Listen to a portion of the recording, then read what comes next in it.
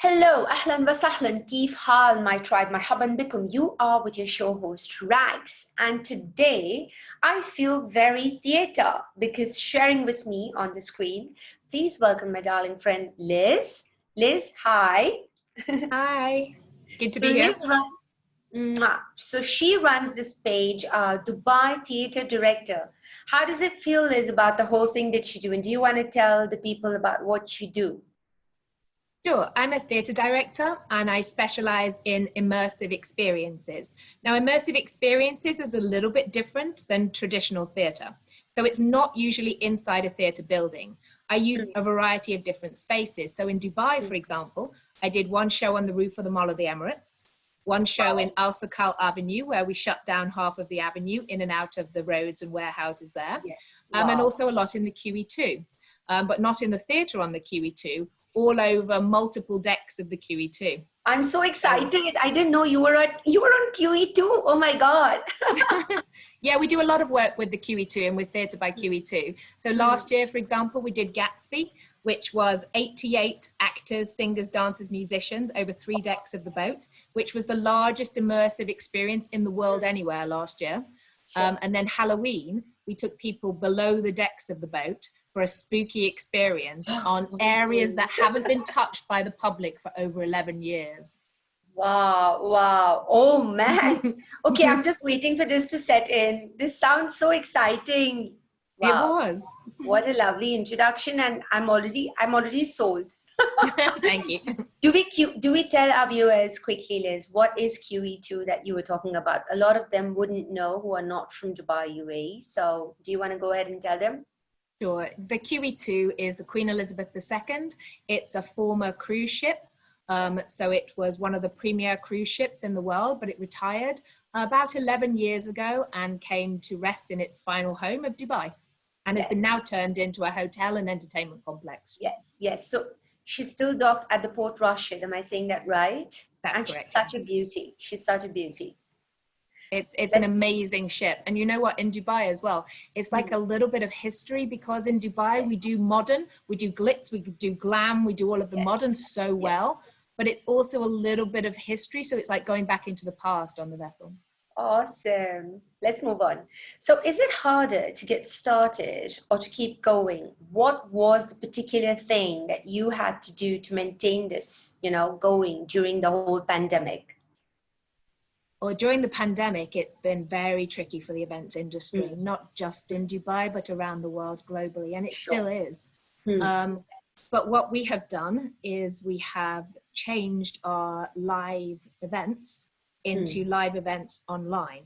So for me, that has been a huge change and alteration, and quite a steep learning curve, because I've been learning a lot about film and technology in particular, and how to do theatre online. But we're putting on our first production this weekend, Thursday, Friday and Saturday, thank you, which is called Ashputtel. So it is a live interactive theatre experience on Zoom. Awesome. Do you want to tell the viewers a little bit about it now, or do you think we tell them before we close the interview? Go for it now. Let's tell them a little bit about this. Come on. Sure. So it's based upon the original version of Cinderella, which everybody knows, right? Cinderella is in every language and every culture, I think. And also people have the Disney version quite often in their heads. But this is based on the 1812 version by the Grimm brothers. So it's not the same as the Cinderella that we know and love, but there are definitely elements of it that we'd know. So Cinderella meets the prince. She has stepsisters who are mean to her. She has to figure out a way to escape from, working amongst the cinders to go to the ball. So there are certain things that are familiar, but there are other things that are not. For example, there is no pumpkin, no fairy godmother, no midnight. Okay. Instead, there is a strange bird tree creature that lives in a forest that helps her. And supports her. And the stepsisters definitely have some tricks up their sleeve as well, which they don't have perhaps in the Disney version. Awesome. But so we've got this based on the original tale, but it's updated to 2020. So I've adapted it as the script. And we've definitely got some modern stuff as well. And it's suitable for adults, for children, for all ages. It's a good family-friendly show. Of course. The minute you said Cinderella, baby, I was sold again. And I know many would want to watch this. So we'll tell them by the end of our session how they can actually catch you online. Let's move on quickly. So what's your advice to someone who wants to enter the world of theatre and stage? Let's keep this global. Liz, let's keep this question global. So first of all, I think the most important thing is you have to have a great passion for it. And by a great passion, I mean you have to be prepared to have periods of time without much work, without much revenue. You have to feel that passion that ignites you and be able to follow that and be committed to that. That's number one. Yeah. But number two, and I think more practically, is I think that nowadays in the world of theatre, you also need to have a foundation in business, which doesn't seem the logical thing to say, but it's true, because nowadays theatre professionals have to be kind of like their own marketing tool and their own business. Yeah. And if you know how to market yourself, and if you understand how to operate in the business world, I think that despite the fact you're a creative professional, I think putting those two together will help to make you successful. Nicely said. Very, very nicely said. And this also applies to someone like me who's running a channel with all these interviews, and you nailed it actually. You know, it is, at the end of the day, it is how you market yourself, whatever you do, isn't it? It is. And you know, I wasn't taught that as a student, and I've had to learn it myself. And I think that if people who are coming through the system now sort of learn it initially, it's going to be a huge head start for them. Yeah. Great tip, that one. Okay, let's quickly move on. So what was the most important lesson you had to learn that has had a positive effect on your stage performance? And how did this whole thing happen? Well, I was taught quite traditionally. So when I was a drama student, I think I was taught relatively traditionally in the UK. And since that, the world of immersive theatre has been the thing that has opened my eyes and my mind and my heart to different ways of doing theatre. And I think that journey that I've been on has been the most important for me and the most important learning experience for me, to take away that concept that theatre has to be in a building, in an auditorium, that to me, audience is an integral part of the show. They are there, they are interacting, they are part of that experience. And the experience happens around them, through them, in them. They are it's almost difficult to tell sometimes who's an actor and who's an audience member. And for me, that experience and that learning curve into immersive world has been the most important and most defining moment for me. Incredible. What an answer. You touched every part of, because see, I'm creative also, right? I write so many of my questions, as good as writing a script. So every line that you said, you know, it just touched me everywhere. It's so true. It's so right, you know, when you said that audience is everywhere actually, you know, and there's a story to tell everywhere, isn't it? Absolutely, there is. Yeah. Storytelling is in every aspect of our lives. Yeah, sure. So do you work with collaborators? How have you discovered members of your team? And how do you keep the relationship with your team strong at the same time? Yes, I have some great partners that I've worked with in Dubai. So just to give you an example on the project that I'm working on now, our production partner has been extremely important. They're MXB Studios, and they have helped me to take my events online. And without them, I would not have been able to do the online experience. So they have brought the technical know-how to enable me to do this. My other partners in this project have been Dubai Culture. Dubai Culture have been incredibly supportive over lots of projects that I have done. And I think that they are a great vision for Dubai, the culture within Dubai, and also spreading that message outside of Dubai as well. The other people that we are partnering with at the moment is Theatre by QE2, who I've mentioned to you before, in terms of we do a lot of work with the QE2. And for me, the amount of space that's on that vessel is very exciting. When I first went, I went, oh, space, amazing. I agree. I went for a ball and banquet with my husband's, so that was a very official thing, you know.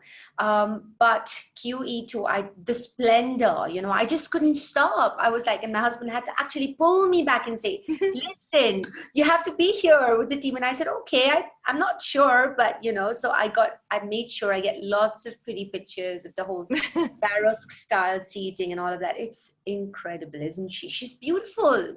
It is. And that's a really important thing for me as a director as well, because the show that I do is shaped by the space that I have. So when I saw the QE2, the first show that I did there was Gatsby. Why? Because the space has to work with the show. It's not that I make a show and then just put it in a space. The space is like an actor. The space is part of the performance. So to me, it said glamour. It said 1920s, decadence, and, glitz and glam, but old school glam. So it became part of that. Wow. I love how and it complements. They have to complement each other, the space. Exactly. Yeah. So, okay, let's move on. What makes a script great for you, Liz? And what qualities do you look for to say that, okay, this script is it? This is going to work. Directors would answer differently for this, but for me, theatricality is the most important. I need to be able to see a script. When I want to put on a show, I can see the overall shape, the overall picture, the overall vision of what I want. The detail comes along a little bit later and is shaped during the working process. But I need to have a script that has a strong theatrical vision, that I can really see. That I tend to work with large groups, large ensembles. Yes, sorry. We lost, your voice is echoing and there's a little bit of a, do you want to just move, can you move your, do you have a sound? Is it gone robotic? Yeah, it is. Okay, I need to go in and come out. I don't know why it keeps doing this, but I need to leave all right. and come It's back. technology and our viewers have understood this part, so it's fine. So I'm not going to leave the meeting. I suggest you exit and enter again. Exactly. I don't know why, but it keeps doing it. All right. It's all right. I'm here. Okay. I'm here with you. So she's going to be back. She's going to be back. We're going to wait for her. And guys, I don't want you to miss this experience. Very excited. I'm excited, just as excited as all of you are. There she comes. It was quick.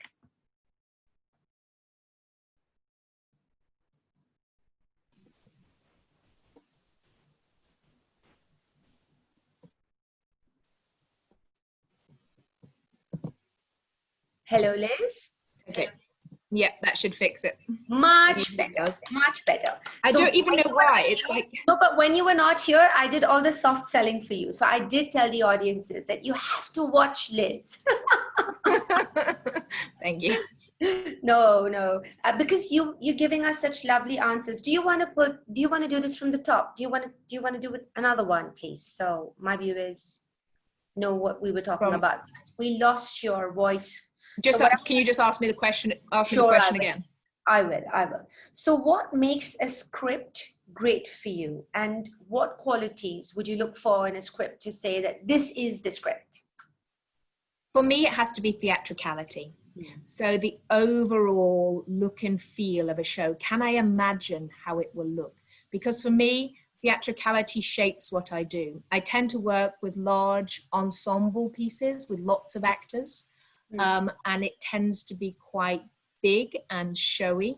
And therefore, in my mind, I need to see a vision of what the show will look like. When I read it on the page, does it leap out to me? And can I see how it will be on the stage? And if the answer to that is yes, then probably I'm interested in working with the script. Because the detail for me comes up later. And it's part of the process. I might even have one idea and then changes as I go along. But the overall shape and look and feel stays consistent. Yes. Nice. I'm so happy that we took this answer from the top. It was better the second time, yeah. It was. Okay. So this is my favorite question, Liz, and I want you to tell all of our viewers watching. Can you share some ethics of creating? Now, I did have to say, we're talking about being responsible, sustainable, thinking environment friendly. This is, at the end of the day, a little bit of what our channel is always voicing. So how can we relate this to theater and stage as we speak with you, Liz? I think that for us, that would come down a lot to the set and the prop and the costume and the design of pieces, because we tend to reuse and recycle a lot of materials. So my husband isn't the best pleased with this answer, but we can't put cars in our garage because my double garage is a set, prop and costume store. I've been in Dubai for 8 years, and I have been collecting, reusing and recycling all of my pieces for that time. Wow. And there are also actually a number of second-hand stores around the UAE where we can actually pick up some interesting bits and pieces as well. Sure, sure. I'm so happy that I asked you this question. So it sits beautifully, doesn't it, Liz? We do a lot of recycling, yes. Yes, I'm sure. Okay, moving on. So describe a time when you made a mistake in your duties and how did you rectify this? This is a very important question for all our viewers watching us because we all make mistakes all the time. Well, I was just going to say that. Yeah, I make mistakes like every interview you see, you know, I'm just going to... I make mistakes constantly. But how do you rectify it? Yeah. How do you rectify it, darling? Go for it. I don't think there's ever been a time where I've seen work that I've done and I thought, wow, that is perfect. Every single time that I put a show on stage, every single performance that I see, I think, yes, that works. And then, ooh, but that could be better. So I'm never satisfied. I'm constantly striving for something more, even if it's only minor things. And I think that life in theatre is a constant learning experience. I think that constantly I need to improve and to train and to better myself. Every time I go home to London, I take courses.